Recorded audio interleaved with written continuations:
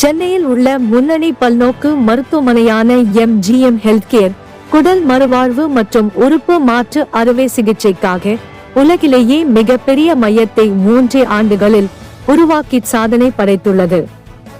சிறப்பு மருத்துவ குழு அமெரிக்காவின் கிளீவ்லேண்ட் கிளினிக்கில் பணியாற்றி இந்தியா திரும்பிய குடல் மற்றும் வயிற்று உறுப்பு மாற்று அறுவை சிகிச்சை நிறுவனத்தின் தலைவர் மற்றும் இயக்குனரான பேராசிரியர் டாக்டர் அனில் வைத்யா அவர்களின் தலைமையில் 3 ஆண்டுகளுக்கு முன்பு இத்திட்டம் தொடங்கப்பட்டது.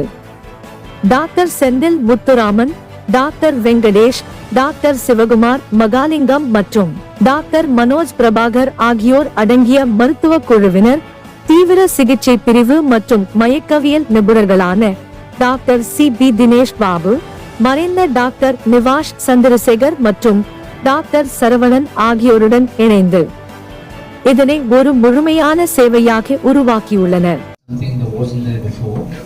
This is creating a new chapter in India's rise to a global power in transplantation sciences. Intestinal transplantation is perhaps the last bastion of organs that can be safely transplanted. It is very few centers around the world.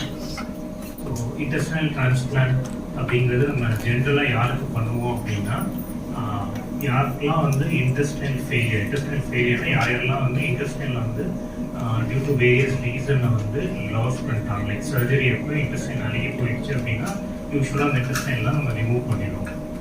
நம்ம எல்லாத்துக்கும் தெரியும் இன்டெஸ்டைனோட முக்கியமான function வந்து நம்ம சாப்பிட்ற சாப்பாடை digest பண்ணி observe பண்ணுறது. சாப்பாடு மட்டும் இல்லை, தண்ணி மற்ற எல்லா மைக்ரோ நியூட்ரிஷன் எலக்ட்ரோலைட்ஸ் எல்லாமே.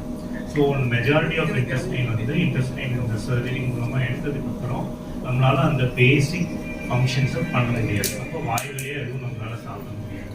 அதுக்கு இருந்த ஆப்ஷன் வந்து டோட்டல் பேரண்டல் நியூட்ரிஷன்ஸ் எல்லாமே வந்து IV மூலமாக நம்மளுக்கு கொடுக்குறது. அதோட மெயின் டிஸ்அட்வான்டேஜ் வந்து இன்ஃபெக்ஷனாக இருந்துச்சு. ஸோ ஒரு 5 years பேக் வந்து இந்த மாதிரி ஒரு இன்டெஸ்டைனல் நெக்ரோசிஸ் லைக் மெசென்ட்ரிக் இஸ்கீமியான்னு சொல்கிற டேர்ம்ஸில் சார் சொன்ன மாதிரி இன்டெஸ்டைனல் அட்டாக் அப்படிங்கிறது. ஹார்ட் அட்டாக் அப்படின்னா நம்ம ஹார்ட்டுக்கு போகிற பிளட் வெசல்ஸ் பிளாக் ஆனால் ஹார்ட் அட்டாக் சொல்லுவோம். அதே மாதிரி இன்டெஸ்டைன் போகிற பிளட் வெசல்ஸ் ஃபுல்லாக பிளாக் ஆகிடுச்சுன்னா இன்டெஸ்டைன் ஃபுல்லாக அழியும். ஸோ அது வந்து ஃபஸ்ட்டு ஸ்டேஜ் அவங்களோட. அது வந்து எமர்ஜென்சியாக யூஸ்வலாக ஒரு வயிறு வலி இருக்குது, 2-3 days வாமிட்டிங் இருக்குது அப்படின்னு போய் அட்மிட் ஆகும். நம்ம CT ஸ்கேன் எடுத்தோம் அப்படின்னா அதில் வந்து நமக்கு அந்த இன்டெஸ்டைன் போகிற பிளட் வெசல்ஸ் பிளாக் ஆகிருக்கு, அதனால இன்டெஸ்டைன் ஃபுல்லாக வந்து அழுகி போயிருக்கு அப்படின்னு தெரியும். அதை வந்து ஓப்பன் பண்ணி பார்க்கும்போது இனிஷியல் டைம்லலாம் 5 years பேக்கு இவ்வளோ மேசிவாக இன்டெஸ்டைன் ஃபுல்லாகவே போயிடுச்சு அப்படின்னா அப்போ வந்து ஜென்ரலாக இதுக்கு மேலே அவங்க சர்வை ஆகிறதுக்கு சான்ஸ் எதுவும் இல்லை அப்படின்னு சொல்லி will leave the patient. But இப்போ வந்து அதுக்கு டெஃபினட்டாகவே நமக்கு ஒரு க்யூரேட்டிவ் ஆப்ஷன் இருக்குது. ஸோ ஃபஸ்ட் ஸ்டேஜில் வந்து அவங்க அந்த அழுகி போன இன்டெஸ்டைன் எல்லாம் எடுத்துட்டு ஸ்டெபிலைஸ் பண்ணணும் நமக்கு. அதுதான் இனிஷியல் 2-3 daysக்கு. அதுக்கப்புறம் வி பிரிங் த பேஷண்ட் இங்கே MGMக்கு வர சொல்லிட்டு அதுக்கப்புறம் இமீடியட் டிரான்ஸ்பிளான்ட் வந்து உடனே பண்ண முடியாது. ஏன்னா அவங்க வந்து ஒரு அந்த அக்யூட் சுச்சுவேஷன் இன்ஃபெக்ஷன் இருப்பாங்க, அதுலேருந்து அவங்கள வெளியே கொண்டு வரணும்.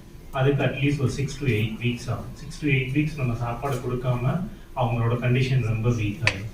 அதுக்கு தான் இந்த ஹோம் பேரண்டல் நியூட்ரிஷன் அப்படின்னு நம்ம இது இன்ட்ரடியூஸ் பண்ணியிருக்கோம். அதில் என்னென்னா ஸ்பெஷல் நியூட்ரிஷன், நம்ம நார்மலாக போடுற குளுக்கோஸ் கிடையாது. அந்த நியூட்ரிஷன் வந்து நம்ம வாய்வெளியே என்னென்னலாம் சாப்பிட்றோமோ அது எல்லாத்தையும் கவர் பண்ணக்கூடிய அளவுக்கு உள்ளது. அது வந்து நம்ம ஒரு ஸ்பெஷல் லைன் மூலமாக கொடுத்து அவங்கள வந்து ஒரு 6 to 8 weeks ஸ்டெபிலைஸ் பண்ணி பெட்டர் ஆக்கி அதுக்கப்புறம் will take them to intestinal transplant. Intestinal transplant நம்ம இந்தியாவில் பார்த்தோம்னா வெரி ஃபியூ சென்டர்ஸ். தமிழ்நாட்டில் நம்ம இங்கே மட்டும்தான் பண்ணுறோம். இது இல்லாமல் ஒரு கப்புள் ஆஃப் சென்டர்ஸ், ஒன்று மும்பைலேயும் ஒன்று பெங்களூர்லேயும் பண்ணுறாங்க. வேர்ல்டு வைடில் நம்ம லாஸ்ட் இயர் மட்டும் ஒரு மேக்ஸிமம் நம்பர் ஆஃப் டிரான்ஸ்பிளான்ட் பண்ணியிருக்கோம்.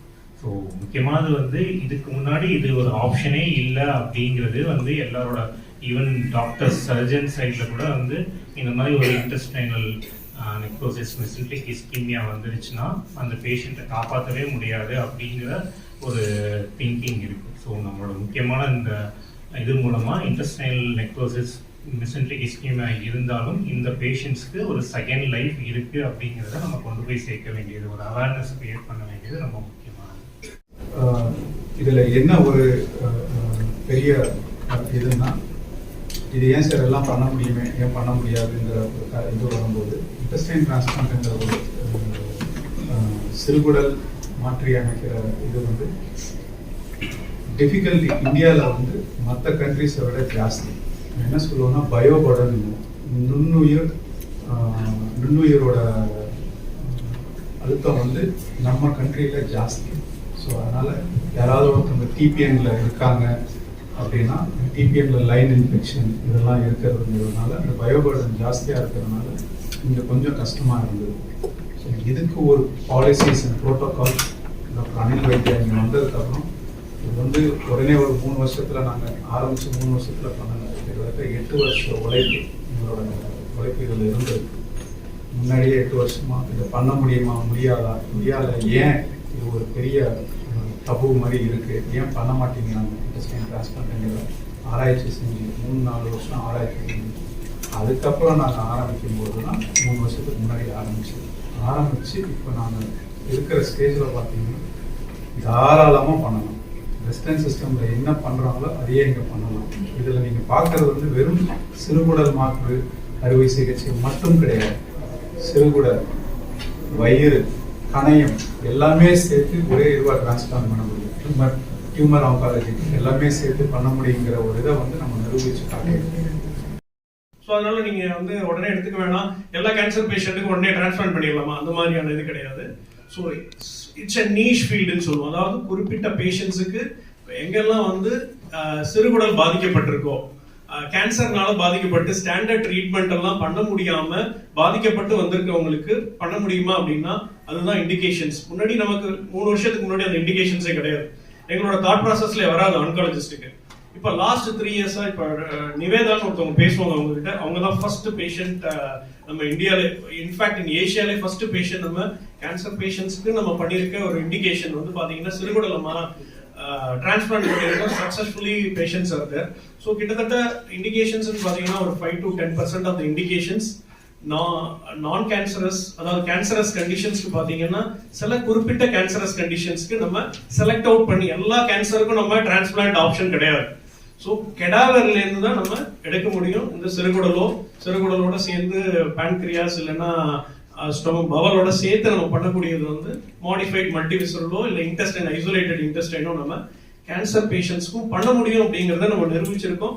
நம்மள்ட்ட ஒரு 4-5 பேஷண்ட் இந்த லாஸ்ட் 2 இயர்ஸ்ல நம்ம பண்ணியிருக்கோம், சக்சஸ்ஃபுல்லாக பண்ணியிருக்கோம். அதான் வந்து டிரான்ஸ்பிளான்ட் ஆன்காலஜி அப்படிங்கிற ஒரு இண்டிகேஷன்ஸும் இதுல இருக்கு. ஆக்சுவலா அதை மட்டும் டிரான்ஸ்பிளான்ட் பண்ணுவோம். ஸோ இது எல்லாமே இந்த ஆர்கன்ல இருந்து எங்கிருந்து எடுக்கிறோம் அப்படின்னா பிரெயின் டெட் பேஷண்ட்ஸ் கிட்ட இருந்து, கெடாவர் டொனேஷன்ல இருந்து. ஸோ சார் சொன்ன மாதிரி டிரான்ஸ்பிளான்ட் தமிழ்நாடு டிரான்ஸ்பிளான்ட் இஸ் ரொம்பவே வந்து இதை வந்து சப்போர்ட் பண்றாங்க, இது பண்றாங்க. ஸோ அவங்களுக்கு thanks.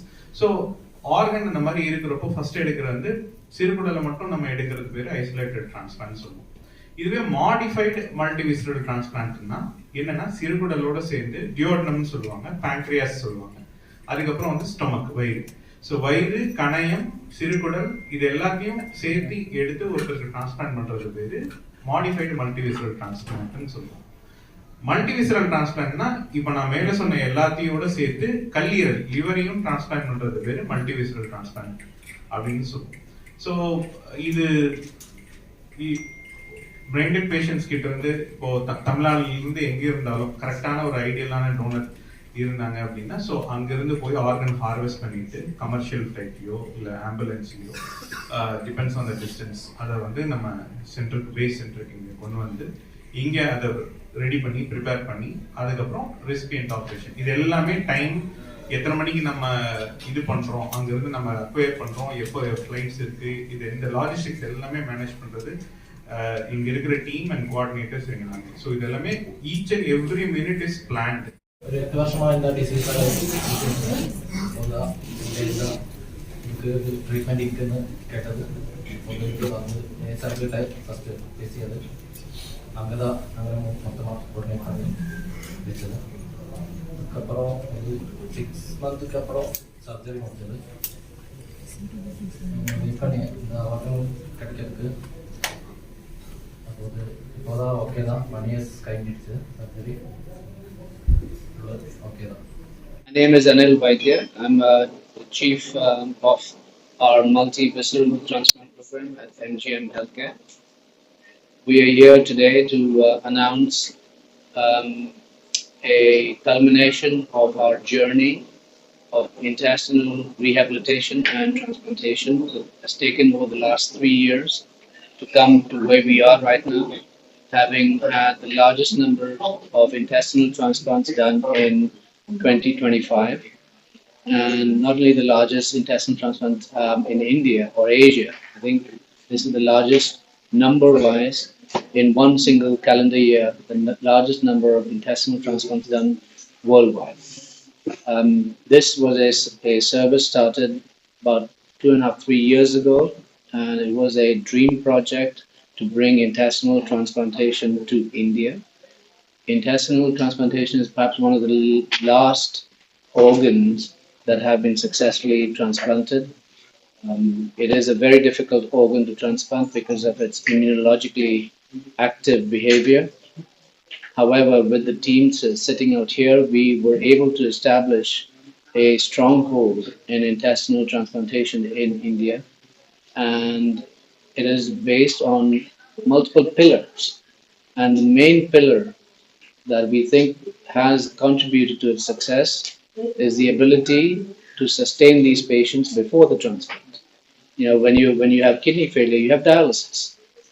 When you have intestinal failure, you don't have dialysis. You need to have nutrition. Nutrition has to come in by a very special mechanism called TPN. Now, once you start giving nutrition through an IV vein in the patient's body through a catheter, that invites a lot of infection. So there was a two-pronged effort by our team, not only to provide the TPN and nutrition, but to provide it at home, not in the hospital environment, and to make sure that these patients are free from any kind of infection at home while waiting for a transplant. Intestinal transplant itself is quite a complex procedure that the team has become very, very confident in, and we've taken our expertise and projected that out and have shown that we can do the largest number of intestinal transplants in the world with fantastic outcomes. So not only the ability to have home TPN, but keeping patients away from infections, and the ability of the team, very strong team, to be able to pick up patients who are in dire straits, wherever they are in the geographical location. Could be Agra, could be Delhi, could be Bombay, could be West Bengal, could be Goa, could be Rajasthan. Our team goes there, assesses the patients, and picks them up and brings them either by train, by ambulance, train ambulance, road ambulance, by air, to be able to bring them back to base. This is our base, and this is where we rehabilitate them and are able to take them safely to transplant. So it is a multifactorial way of trying to get these patients to a secure place, give them the right support, make them stable, and then transplant. Now, once you transplant them, that's when their journey actually starts. The post-transplant, being able to keep tabs on these patients is again a very vital role that our team plays. We are in constant touch with these patients. They stay around us after the transplant for about 2 to 3 months. But after that, we have to rehabilitate them back to their own towns. And we then establish a local doctor in that town to be able to be their first point of contact with us. Because once you've had an intestinal transplant, you are going to be part of our system, our family forever. And the frequent checks and what have you that are put into the SOPs that we strictly adhere to is important to be able to have a sustainable and large program like the one that we have here, with fraction of the cost as compared to the Western world. So you could talk about this program caters to isolated transplants, modified blood transfusion. So there are 3 types of intestinal transplants. The There's an isolated intestinal transplant, that is transplanting only the intestine right from the jejunum to the ileum and part of the colon. There is a modified multivisceral transplant that is extended to include the pancreas and the stomach. And then there's a true multivisceral transplant that includes the liver, stomach, pancreas, intestine, including the right colon. So the last one is we use that mainly for patients that have cancer that has spread from the intestine. In terms of intestinal rehabilitation and TPN, the earlier need for true multivisceral, was when the TPN has affected the liver. Nowadays, TPN, the way we do the TPN, we try to prevent any kind of liver damage from the TPN. And that is again one of the USPs that we have. The modified multivisceral, that is everything except the liver, is again reserved for patients that have tumors. These tumors could be spreading through the pancreas, through the stomach, but these tumors are low-growing tumors. This is not your average cancer patient. These tumors are slow-growing tumors of the abdominal cavity, limited to the abdominal cavity. And the most important example is tumors coming from the appendix. It's called pseudomyxoma peritoneum. And the whole peritoneum is involved. But these tumors, it is important to take out as much as possible. Be really aggressive in taking out and then replace it. The ability for us to replace like for like comes in handy when you know how to replace the stomach, you know how to replace the pancreas, you know how to replace the intestine as a whole block. The isolated intestines are usually reserved for patients that have a clot in the blood supply of the intestine. So as we've described earlier, it's called an intestinal attack in layman's terms, because you suddenly have abdominal pain, excruciating abdominal pain. You go to the hospital, and the hospital, they do CT scan and see that the intestine is become gangrene. And traditionally, in the days before, surgeons would open up and see black intestine and then close, because they would say there's no treatment for this. What we're trying to say, there is treatment. You at your primary hospital have to take that intestine out, and that once the intestine is taken out, we will come and pick up the patient and bring it back to our base, rehabilitate the patient, and then transplant the patient. So these are three different use case scenarios for intestinal transplantation: isolated, modified multivisceral, and true multivisceral. The later two are mainly for wider indications like cancer. The first one, isolated intestine, is mainly for intestinal ischemia. Now, some patients with tumors, like hereditary tumor, there was a question asked, hereditary tumor called FAP, familial adenopolyposis, and Niveda had one of them. What happens is you have polyps in the intestine. These polyps can undergo malignant change. So we take the colon out, especially the colon. That is conventional therapy. Once you take the colon out, for some reason, this tumor called a desmoid starts forming that encircles around the important blood vessels to the intestine. And that could cause obstruction of that blood vessel, or it could cause perforation, it could cause bleeding. In these cases, you can use an isolated intestine. You don't have to use this modified multivisceral graft. You can use isolated intestine to take out that desmoid, take out the intestine, and transplant only the isolated intestine. இந்த meeting முக்கியமா எதுக்கு அப்படின்னா, ஒரு intestinal டிரான்ஸ்பிளான்டோட awareness particular create பண்ண. நம்ம காமனா ஒரு general, even doctor, general சர்ஜன்ஸை போய் நம்ம கேட்டோம் அப்படின்னா, மெசென்ட்ரிக் இஸ்கீமியா, இந்த இன்டெஸ்டினல் அட்டாக்னு சொல்ற கண்டிஷனுக்கு ஏதாவது ட்ரீட்மெண்ட் ஆப்ஷன் இருக்கா நம்ம ஜென்ரலாக கேட்டோம்னா, எல்லாத்துக்கும் வர பதில் அதுக்கு பெரிய ஒரு சர்வைவல் சான்ஸ் கிடையாது, பேஷண்ட்ஸ் இறந்துருவாங்க, பேஷண்ட்ஸ் நம்மளால டிபிஎன்ல லாங் டேர்ம் மெயின்டைன் பண்ண முடியாது அப்படின்னு. ஸோ அதுக்கான ஆன்சர் தான் இது. முக்கியமாக நம்மளால சக்ஸஸ்ஃபுல்லா சேஃபா இன்டெஸ்டினல் டிரான்ஸ்பிளான்ட் இந்தியாலையும் பண்ண முடியும் அப்படிங்கிறது.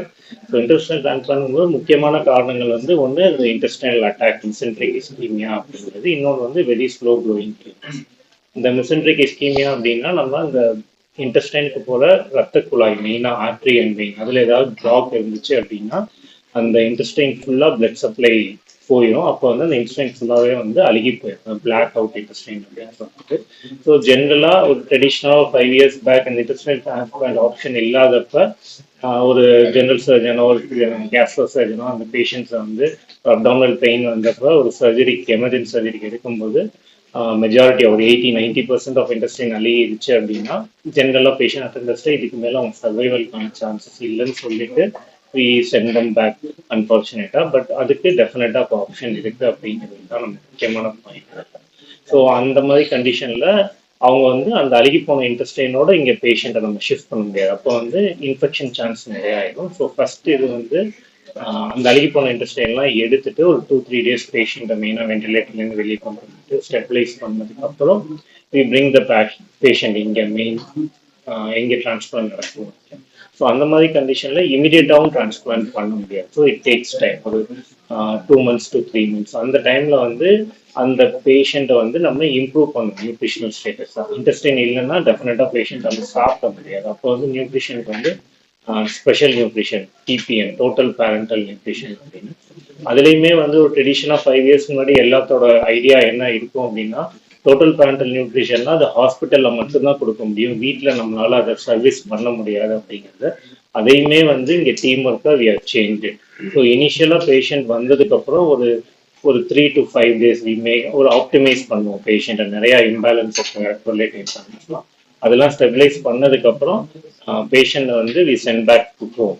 அங்கே வந்து home TPN we feed them, we improve them. TPN அப்படிங்கிறது முன்னாடிலாம் வந்து 24 மணி நேரம் கொடுக்குறது, அதையுமே சேஞ்ச் பண்ணி 24 மணி நேரம் பேஷண்ட்டால் படுத்துட்டே இருக்க முடியாது. அப்போ அந்த வால்யூம் ஆஃப் டிபிஎனை இன்க்ரீஸ் பண்ணி ஹவர்ஸை கம்மி பண்ணி மெயினாக நைட் டைமில் மட்டும் கொடுக்குற மாதிரி சேஞ்ச் பண்ணோம். So that morning time afternoon time அவங்க ஃப்ரீயாக they can roam around in and out of the house or எங்கேயாவது வெளில போகிறதுக்கு. ஸோ ஒன்ஸ் அவங்க ஸ்டெபிலைஸ் ஆனதுக்கப்புறம் we go in to the period of transplant. So transplant முடிச்சதுக்கப்புறம் transplant டெஃபினட்டாக intestine transplant ஒரு டெக்னிக்கலி சேலஞ்சிங் திங் தான். டெஃபினட்டாக இந்த ஒரு efficient team with under guidance doctor Anil Vaidya sir மூலமாக we are able to do it successfully in par with world standards. Surgery முடிச்சதுக்கு அப்புறமும் we take care of the patient. Initial 2 to 3 monthsக்கு the chances of complication இருக்கு. So அதை ரொம்ப கேர்ஃபுல்லாக watch பண்ணோம்னா we can bring all the patients out of these and then அவங்க they can go back to the normal day-to-day life. அவங்களோட fashion என்னவோ அதெல்லாமே வந்து அவங்களால அச்சீவ் பண்ண முடியும், பர்சீவ் பண்ண முடியும் அப்படிங்கிறது. ஸோ முக்கியமாக இன்டெஸ்டைனல் டிரான்ஸ்பிளான்ட் அப்படிங்கிறது ரொம்ப ஃபியூ சென்டர்ஸில் பண்ணுறோம். பட் அந்த ஒரு பயம் இருக்கும், சக்ஸஸ்ஃபுல்லாக பண்ணுறாங்களா அது வந்து இல்லைங்கிறத வந்து நம்ம கொண்டு போய் சேர்க்கணும். It's a successful surgery and safe surgery also.